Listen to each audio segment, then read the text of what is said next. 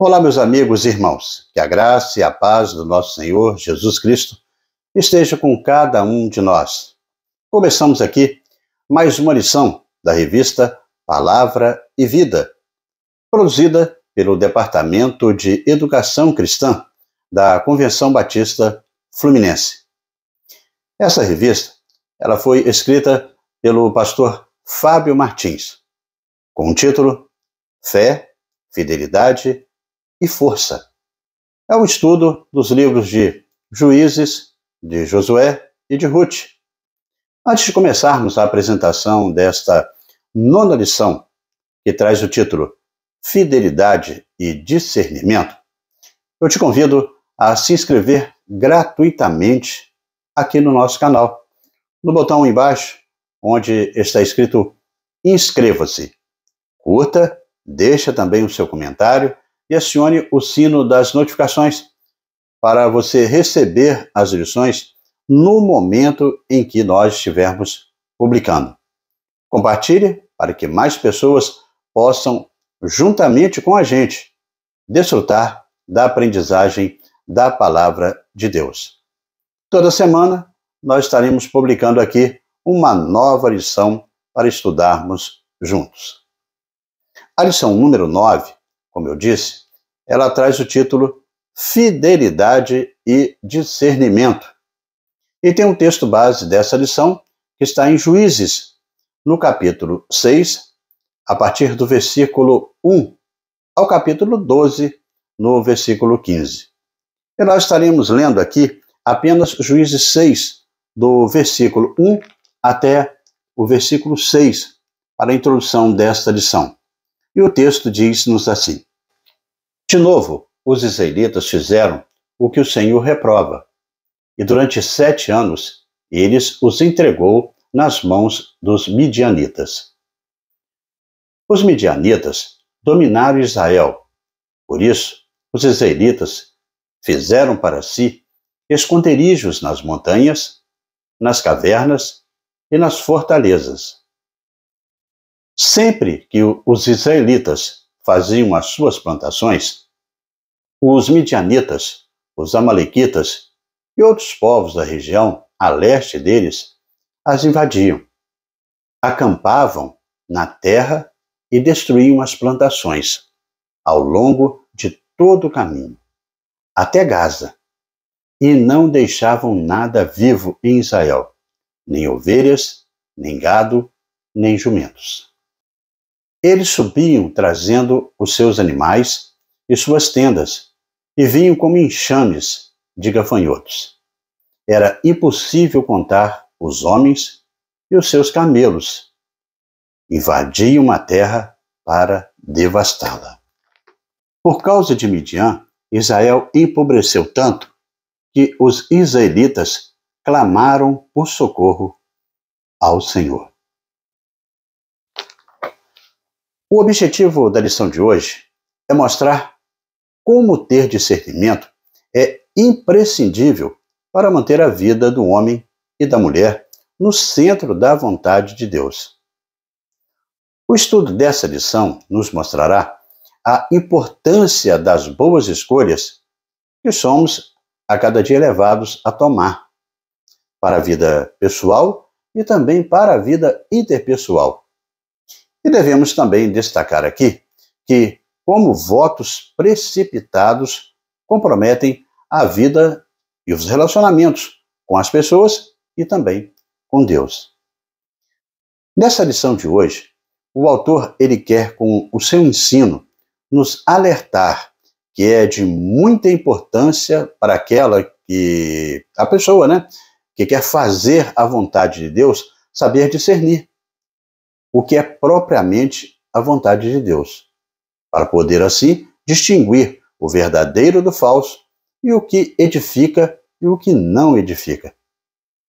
O livro de Juízes, ele dedicará mais espaço a Gideão, são ao todo aí cerca de 100 versículos, e muito mais do que qualquer outro juiz.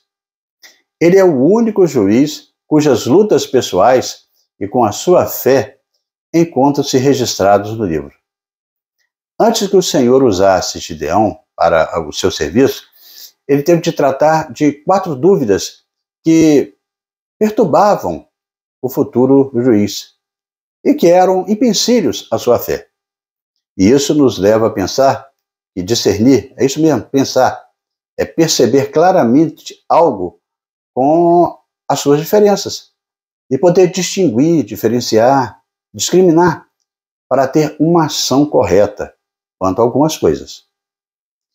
É compreender o conceito, a situação e assim ter a devida maturidade para poder perceber e entender a completude de um fato. É, resumindo, ter o conhecimento profundo sobre alguma coisa. É com posse no discernimento que nós podemos questionar: Deus se preocupa mesmo conosco? Deus, ele sabe mesmo o que está fazendo? Deus vai mesmo cuidar de mim? Deus, ele cumpre as suas promessas? As respostas a estes questionamentos nós podemos encontrar na lição de hoje, na vida dos juízes, os quais nós estaremos a partir de agora estudando. Nas narrativas de Gideão e Jefité, em Juízes capítulo 6 ao capítulo 12, nós vemos a importância de discernir a vontade de Deus. Gideão, ele testou a vontade divina e obteve vitória sobre os midianitas com apenas 300 homens. O tempo passou e novamente o povo de Israel ele tinha pecado contra Deus. Por isso, Deus ele permitiu os midianitas, junto com os amalequitas e os povos do deserto, para atacar o povo escolhido. Toda vez que o povo hebreu semeava, os inimigos os atacavam, saqueavam e destruíam toda a colheita. O mantimento, as plantações, os animais dos hebreus eram saqueados e destruídos, de forma que o povo ele estava em grande aflição e com subsistência até mesmo ameaçada. É neste contexto de escassez e medo que Gideão ele é chamado por Deus para libertar o povo de Israel. Já o juiz Jefité, ele julgou Israel por 6 anos e libertou os israelitas das mãos dos amonitas. Mas a biografia de Jefité também é marcada por dramas familiares e também reviravoltas. Jefité, ele era um gileadita, ou seja, ele era da região de Gileade. Inclusive, o seu pai se chamava Gileade. Mas a mãe de Jefité, ela era uma prostituta. Isso fazia de Jefité um filho bastardo. Então, os irmãos de Jefité, que eram os filhos legítimos de seu pai, dentro do seu matrimônio, expulsaram Jefité da região de Gileade. Ele fez um voto fatídico, que resultou na indicação para a morte da sua filha.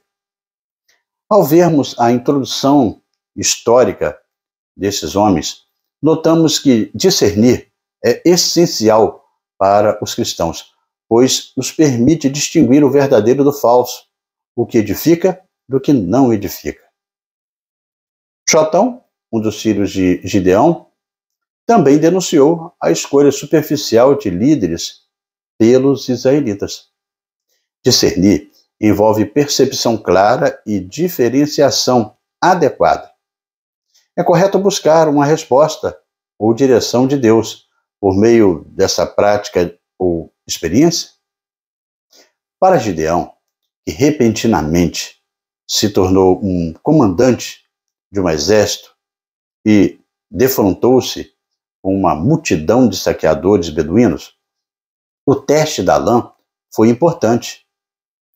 Vivendo na idolatria, ele pouco sabia dos princípios bíblicos, embora tivesse ouvido falar dos milagres do Êxodo. Tendo recebido ordens para realizar milagres, enfrentando numerosos inimigos, ele necessitava daquele sinal da presença do Senhor. Hoje, entretanto, atitudes de fé são confirmadas não só por manifestações físicas, mas por princípios bíblicos, já confirmados no Antigo e também no Novo Testamento. Podemos traçar um princípio baseado na lã de Gideão, de que qualquer medida que envolva um grande passo de fé numa direção nova deve ser cuidadosamente conferida, mas na palavra de Deus. Gideão pediu mais sinais para prosseguir a sua obra, e Deus os concedeu. Ele era cauteloso devido ao exército inimigo numeroso, e também à falta de armas e treinamento dos israelitas.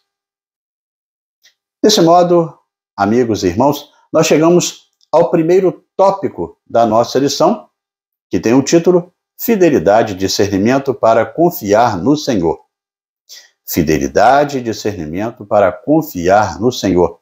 Está em Juízes 6:1 até o capítulo 8, no versículo 35. Deste tópico, nós poderemos, com base em Juízes 6, de 11 até o 24, com o devido discernimento por parte do Senhor, obter algumas respostas cruciais para a vida de Gideão, tais como: quem ensina Gideão? É Deus. O que Deus ensina? Ensina a crer no Senhor em suas palavras. Onde Deus ensina a Gideão? Os carvalhos de Manre. Como Deus ensina? Por meio de sinais. As referências estão em Juízes 6, de 11 a 24.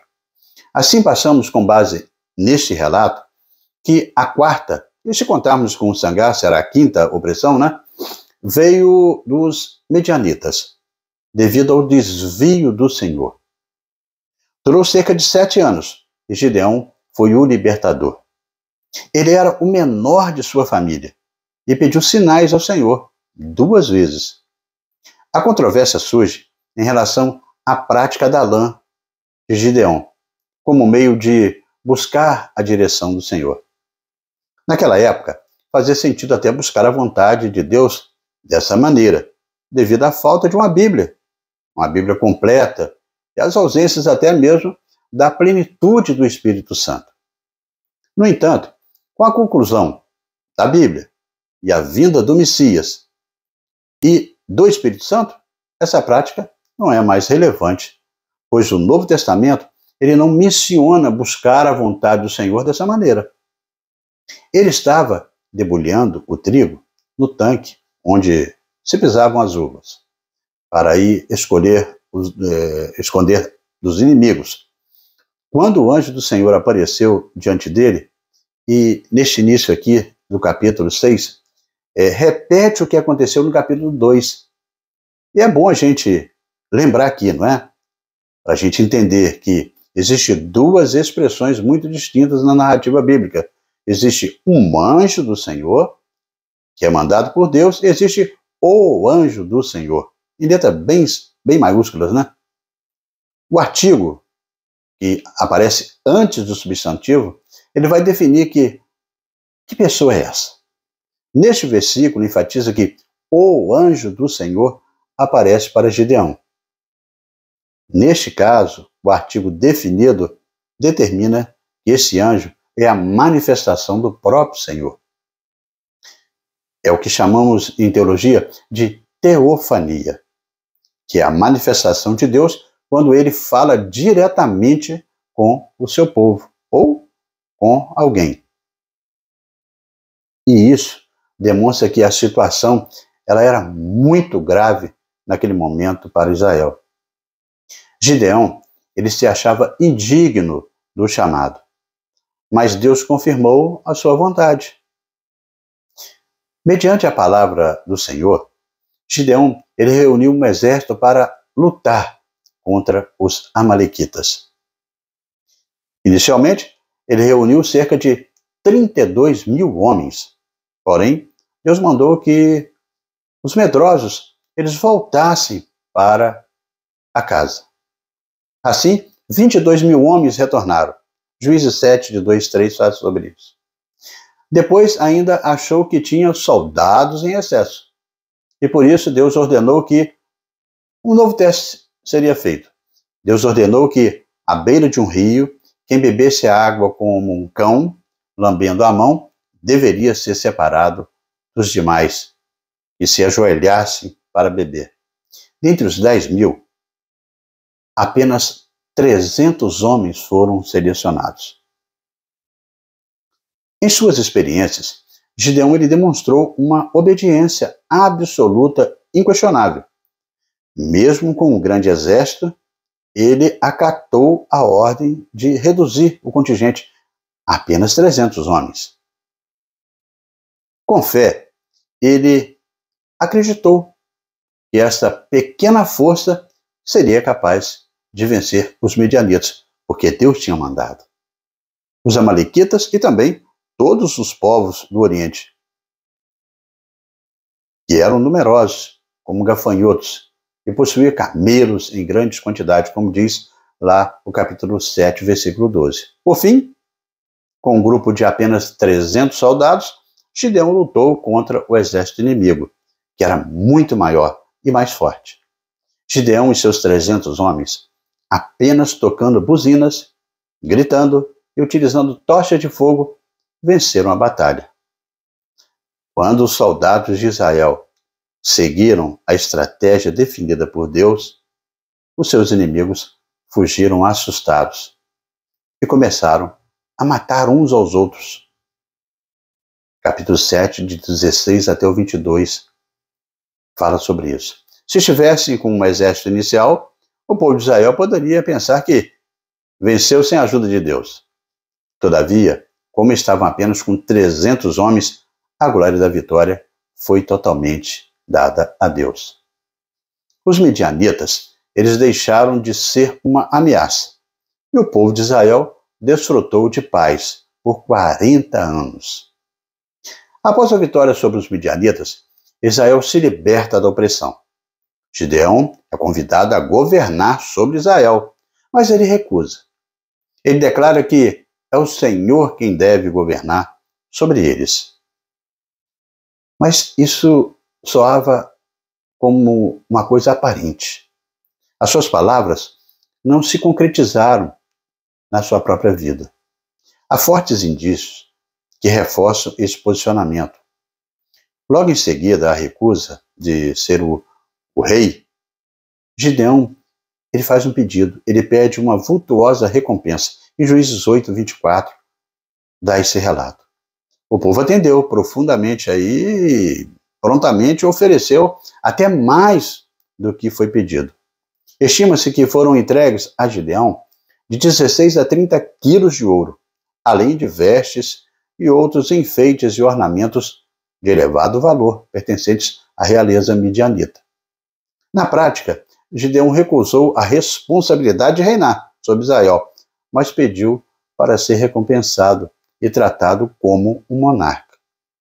A sua casa, a mais pobre de Manassés, agora se tornava-se a mais rica de todo Israel. Gideão também adotou o costume dos reis de formar um harém. Ele teve muitas esposas, 70 filhos, além de uma concubina de Siquém, com quem também teve um filho, a quem deu o nome de Abimeleque, que significa meu pai e rei. Isso diz muito, né, sobre a ideia que Gideão tinha de si mesmo. Também revela a proporção de suas riquezas, capazes de sustentar uma estrutura familiar, né, descomunal. Para completar, Gideão ele pegou o ouro que havia pesado e fez uma estola, que é um acessório que fazia parte aí das vestimentas de um sumo sacerdote e que carregava o urim e o tumim, que eram pedras usadas com propósitos oraculares, né, para o oráculo.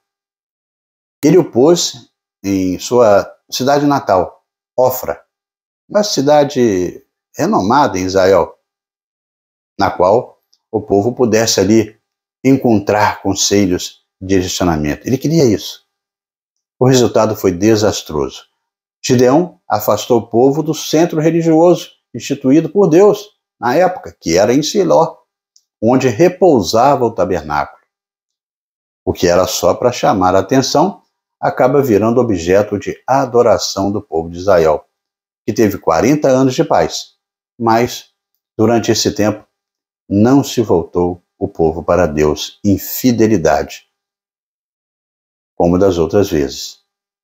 Assim vemos que o homem que confiou em Deus na guerra e defendeu o domínio do Senhor sobre a vida, inclusive vidas também, né?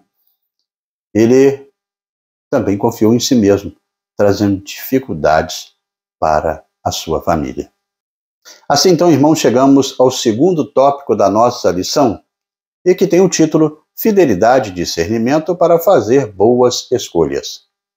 Fidelidade e discernimento para fazer boas escolhas. Está em Juízes, do capítulo 9, do versículo 1 ao 57. Neste tópico, vamos estudar o capítulo mais longo do livro de Juízes e um dos mais deprimentes. Neste capítulo, destacamos algumas transgressões cometidas por Abimeleque. Ele transgrediu várias leis de Deus e, como resultado, causou a própria destruição e grandes dificuldades para o povo. A ambição egoísta, a idolatria e o homicídio, desonestidade e também orgulho estavam presentes na vida daquele homem. No final, este homem que buscava a autopromoção e poder, tanto ele quanto os seus amigos íntimos morreram sobre o terrível juízo de Deus. O ciclo se repete, né? A história é cíclica. Assim que Gideão morreu, Israel voltou a servir outros deuses. Dessa vez, voltando a adorar Baal como o Senhor da aliança, Baal Berit. Ele deveria presidir os pactos da aliança e também os contratos. Tinha um templo para ele. Os últimos versos desse capítulo são um prenúncio que vai cair sobre a casa de Gideão, a partir de Siquém, através da vida de Abimeleque. Eles esqueceram o Deus que havia libertado dos inimigos e não demonstraram gratidão pela bondade de Gideão para com eles. As pessoas que desejam o poder são sempre mais numerosas do que aquelas que são capazes de usá-lo como sabedoria. No capítulo 9 de Juízes, nós veremos que a ascensão e a queda de Abimeleque, alguém, ao invés de ser suscitado pelo Senhor, ele ascende ao posto de liderança, valendo-se de um terrível jogo de intrigas, divisões e violência. Muitos estudiosos da Bíblia, eles consideram a história de Abimeleque um parêntese na sequência dos juízes, pois ele está mais para um usurpador e um fracassado candidato a rei do que um juiz. O primeiro ato de Abimeleque foi de extrema crueldade. Ele levou o seu bando a Ofra e assassinou todos os seus meio-irmãos, com exceção de um, Jotão, o filho mais novo de Gideão, que ele conseguiu se esconder. Juízes 9, 5. Ao invés de conquistar o respeito e admiração dos membros mais honrados daquela comunidade, Abimeleque ele preferiu montar a base do seu governo com pessoas desonestas e desordeiras e também mercenárias, ou seja, com depravados e pessoas amorais. Jotão, ele prevê o desastre na coroação de Abimeleque e destaca a importância de pessoas corajosas que não abandonaram as suas responsabilidades para se dedicarem à vida de um rei. Jotão, após a fuga, citou uma parábola no monte de Gerizim aos cidadãos de Siquém, na qual ele apresenta diferentes árvores, recusando a oferta de se tornar rei. Mas o espinheiro, ele aceitou e prometeu até proteção, mas questiona-se se espinheiros realmente oferecem sombra e refúgio adequado para alguém. O espinheiro era o mais inútil a Deus e aos homens. Era usado somente para se fazer cerca. Era até perigoso se aproximar deles. Era um símbolo perfeito para um rei ímpio, cruel e opressor. Abimeleque foi um líder destrutivo em Siquém. Após apenas 3 anos de liderança, surgiu séria discórdia entre Abimeleque e os cidadãos de Siquém. O bom acolhimento de Gaal, que era filho de Ebed, em Siquém, tem a ver com a expectativa dos siquemitas de rebelar contra Abimeleque, pois viram em Gaal uma figura útil para esse objetivo.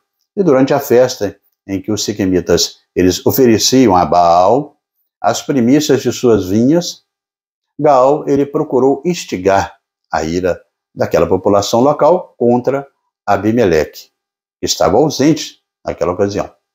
Gaal desafiou Abimeleque e promoveu em Siquém uma revolta generalizada. Abimeleque, informado por essa situação, pelo governador daquela cidade, a respeito do discurso que Gaal tinha feito, ele juntou o seu povo, que estava com ele, e partiu para lá.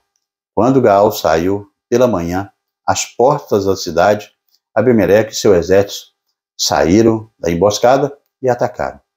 Abimeleque matou o povo de Siquém, destruiu os muros daquela cidade e todas as construções, e ainda jogou sal em toda a cidade, como sinal de desolação e repugnância. O momento do triunfo de Abimeleque não duraria muito. Uma outra rebelião irrompeu em outra parte do seu pequeno reino, era todo Israel, fazendo até ele conduzir os seus homens até lá. O local era Tebes. Abimeleque ele tentou repetir a mesma estratégia usada em Siquém e que deu certo, ou seja, queimar a torre, e durante a sua tentativa ele chegou perto demais daquela torre e dos que estavam defendendo ela, a partir do telhado da torre. Aproveitando essa imprudência, uma mulher jogou uma pedra lá de cima sobre a cabeça de Abimeleque e fraturou o seu crânio. Vendo-se em situação agonizante e querendo evitar a vergonha de ser morto por uma mulher, Abimeleque pediu ao seu escudeiro que o matasse. E assim foi feito. Vendo, pois, que os homens de Israel, que Abimeleque já estava morto, foram-se cada um para a sua casa. Assim, Deus fez tornar sobre Abimeleque o mal que fizera ao seu pai, por ter ele matado, os seus irmãos. De igual modo, todo o mal dos homens de Siquém, Deus fez cair sobre a cabeça deles, por estar adorando Baal. Assim veio sobre eles a maldição de Jotão, filho de Gideão, o mais novo.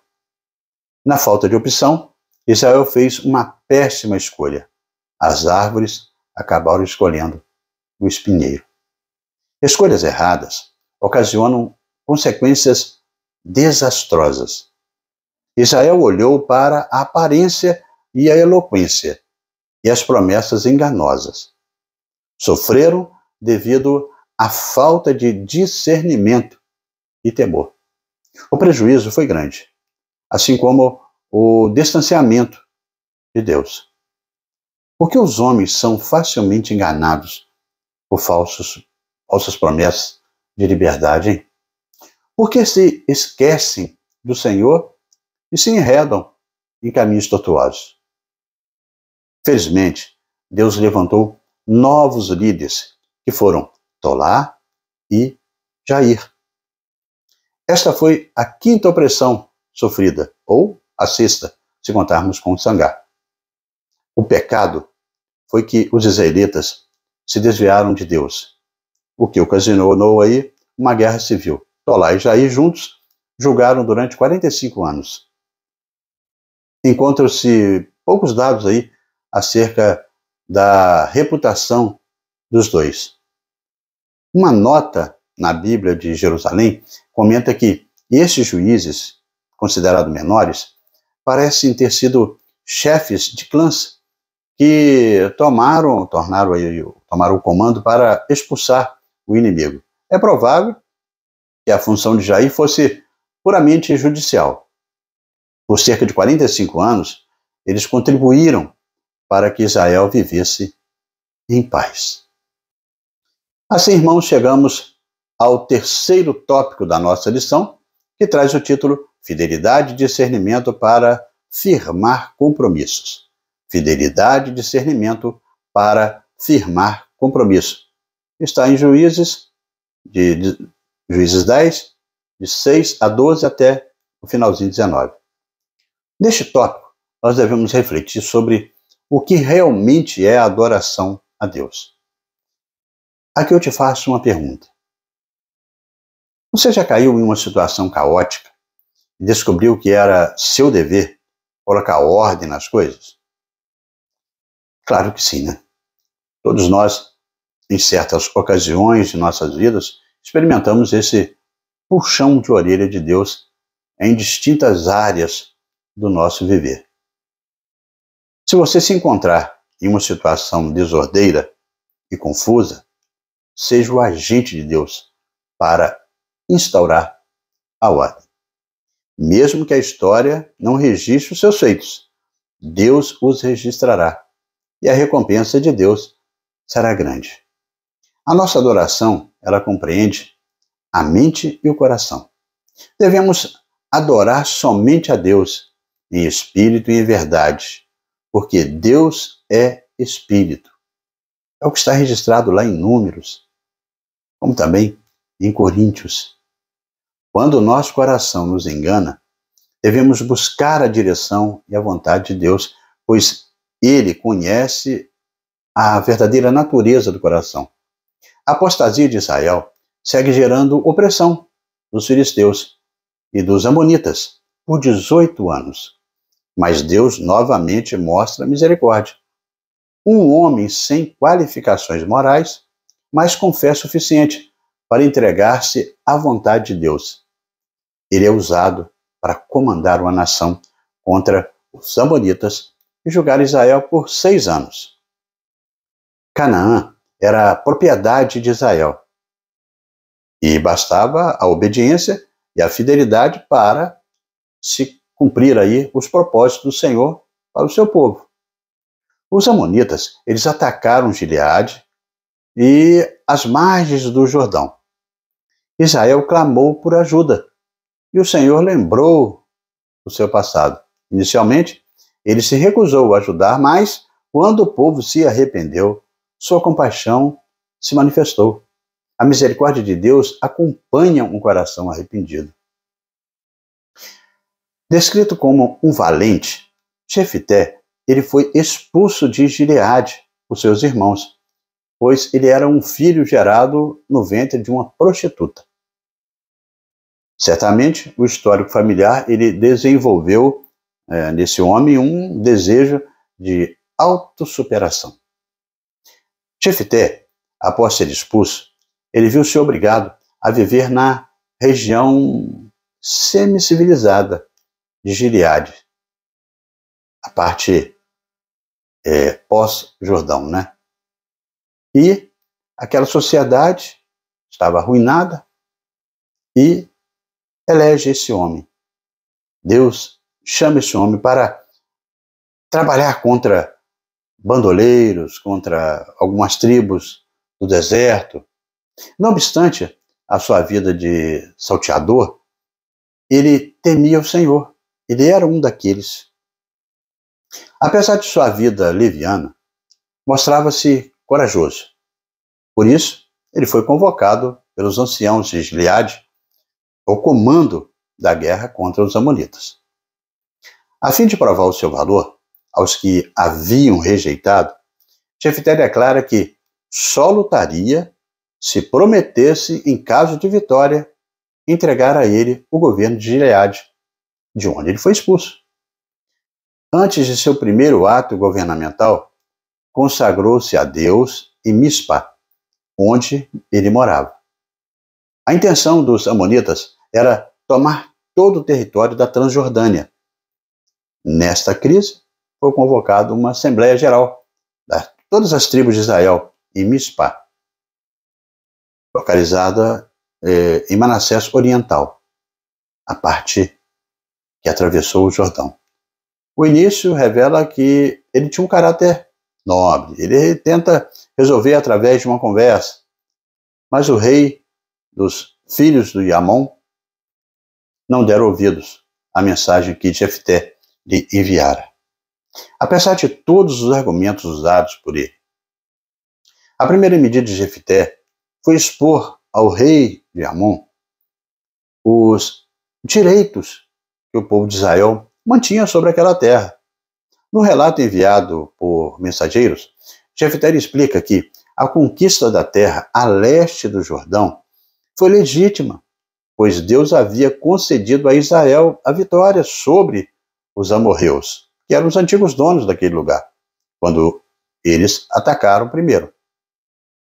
Jefté também argumenta que os antigos reis de Amon, eles reconheciam os direitos de Israel e, por isso, nunca fizeram guerra contra Israel.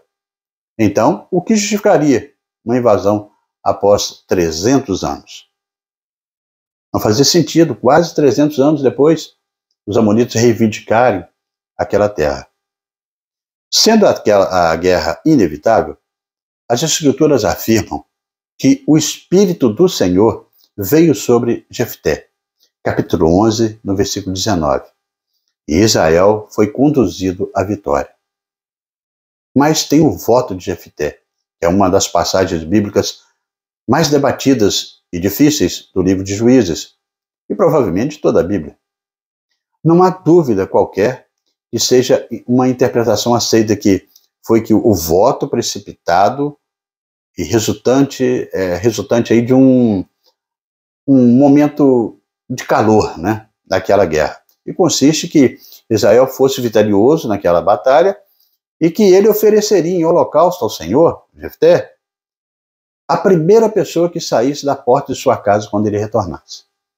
Sobre o voto feito a Jefté e suas consequências, muito se discute. Algumas questões são pertinentes. Foi realmente um voto para sacrificar um ser humano? É possível conquistar o favor do Senhor oferecendo sacrifícios proibidos? A filha de Jefté, ela foi morta ou consagrada ao serviço do templo? Devemos lembrar que Jefté, ele era um homem rústico e provavelmente ignorante em relação à lei de Deus, principalmente Deuteronômio 2:31 e algumas práticas cananeias. É consenso entre os estudiosos do hebraico que o texto em foco exclui a possibilidade dele estar se referindo a um animal, vendo que a frase diz que quem primeiro me sair ao encontro, Juízes 11:31, jamais poderia ser usado para um animal. Trata-se, portanto, neste caso, de um sacrifício humano, o que era claramente proibido na lei e mostrado como uma abominação ao Senhor. Levítico 18:21 retrata isso e Deuteronômio 12:31. É relevante ressaltar que, entretanto, é que o Senhor ele concedeu a ele a vitória, não por causa do seu voto, mas por causa da sua fé. De modo geral, os estudiosos eles concordam que a filha ela não foi sacrificada no sentido literal da palavra, mas consagrada a uma vida de solteirice. Juízes 11:37-38. Na verdade, a palavra holocausto comportaria também um sentido de consagração total. Como sua filha foi a primeira que saiu ao seu encontro, isso significa que ela deveria viver o resto da sua vida no celibato. E como filha única de Jefté, isso também implicaria em que aquele juiz não teria descendência. Corrobora essa posição a nota bíblica que ela jamais conheceu um varão, em Juízes 11:39. Seja qual tenha sido o teor do cumprimento do voto precipitado desse homem, fato é que trouxe sérias consequências para a casa de Jefité. Em Israel, ter filho era considerado a maior honra para uma mulher, enquanto morrer solteira e sem filhos era motivo de grande lamentação. Essa realidade fazia com que aquela moça fosse lembrada como uma das esquecidas daquela nação. A angústia do pai e a coragem da filha destacam-se nesta narrativa de maneira surpreendente e comovente. Depois de Jefité, julgou Israel Ibsã, de Belém. Ibsã foi o 9º juiz de Israel. Ele julgou Israel por 7 anos. Como eu disse, ele era de Belém, onde também foi sepultado. Chama a atenção o tamanho da sua família. 30 filhos, 30 filhas.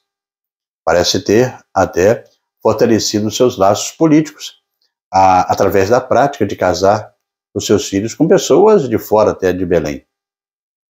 Elon foi o 10º juiz de Israel. Ele julgou Israel por 10 anos. Os 2 versículos a seu respeito só nos informam seu nome, sua tribo, que era Zebulon, e a duração do seu período, por de 10 anos no seu governo, e aonde ele foi sepultado, em Aijalon. O próximo juiz, ele vem de Efraim, e a sua família, com 40 filhos, netos, era sinal de uma posição social muito forte. Vale observar que, sobre os juízes menores, não há referência de quem foram, se foram levantados por Deus, que estiveram sobre eles o Espírito Santo, e que a terra teve descanso depois deles. Há referência, sim, que tinham prosperidade pessoal e faziam alianças, casando as suas filhas e filhos com estrangeiros. Assim, amigos e irmãos, chegamos à conclusão da nossa lição. Nós aprendemos na lição de hoje que para proteger a nossa vida cristã, devemos intensificar a nossa conexão com o Espírito de Deus. Enfrentar todas as circunstâncias com os olhos espirituais e fazer da adoração a Deus a maior e melhor arma contra a insensatez. O discernimento é crucial na vida dos servos de Deus. No estudo de hoje, vimos através da história que o discernimento foi escasso em Gideão, Israel e também Jefité, trazendo consequências difíceis. O discernimento é crucial na vida dos servos de Deus. Porém, foi escasso em Gideão, como falamos. Se analisarmos também, nós veremos que isso trouxe consequências complicadas para eles. Quando o nosso coração nos engana, nós devemos buscar a direção e vontade de Deus, pois Ele conhece a verdadeira natureza do coração do homem. Aprendemos também com essa lição que as escolhas erradas ocasionam consequências desastrosas. Israel olhou para a aparência, a eloquência e as promessas enganosas, e por isso muitas vezes errou e se afastou do centro da vontade de Deus. Assim chegamos ao nosso momento para pensar e agir, com 3 indagações. A primeira, à luz do Novo Testamento, como devemos buscar a vontade de Deus para nossas vidas? Como você tem procurado buscar a vontade de Deus? A busca da vontade de Deus é o que vai fazer a diferença na vida do cristão. Este fato está diretamente ligado no que a justiça divina assegura, naquilo que quem semeia o mal, com certeza, colherá a desgraça. O livro de Provérbios, no capítulo 22, no versículo 8, destaca que quem semeia a injustiça colhe a maldade. O castigo de sua arrogância será completo. Quem se dedica a buscar a vontade de Deus encontrará o caminho traçado pelo Senhor.